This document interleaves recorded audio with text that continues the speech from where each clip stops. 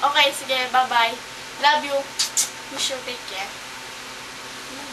Si Kaas, pinati mo. Grabe na. Ano ka pagkaan? Kumusta na? Mrs. Gonzales.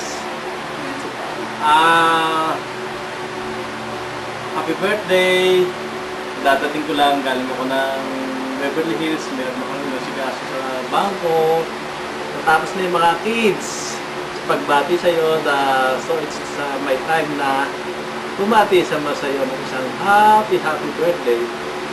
Sana lagi kang nasa mabuting kalagayan, huwag mong pababayaan ang sarili mo. At huwag mo kaming alalahanin dito. Okay lang kami dito. Kulang lang sa pera. Anyway, so, naputol. Kasi, yung memory stick ni Michelle ay punong-puno ng mga pictures ng kanyang boyfriend. Kaya wala nang space para sa akin. Kaya nagbura pa. So, itutuloy ko, kumusta na lang sa inyong lahat dyan. Sa kila Kumari Kumbel, sa kila Kumari Eva, sa lahat ng mga co-teachers, kay Mrs. Santos, of course, saka kay Mr. Santos, kay Teacher Glenda, saka kay Teacher, kapatid ni Glenda, ano pangalan mo? Teacher Grace. Teacher Grace.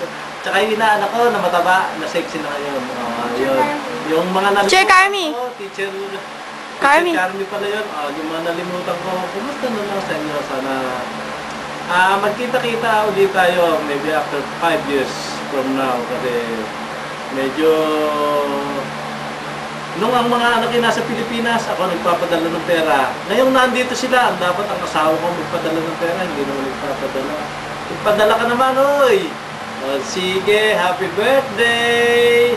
Bye-bye, love you! Take care! Miss you! Miss ka namin ng mga bata. Ang mga bata, miss ka. Dati hindi. Joke. Siyempre, kasama ka sa bahay. Bye-bye. Sige, bye-bye. Ingat palagi. Sige. Bye-bye.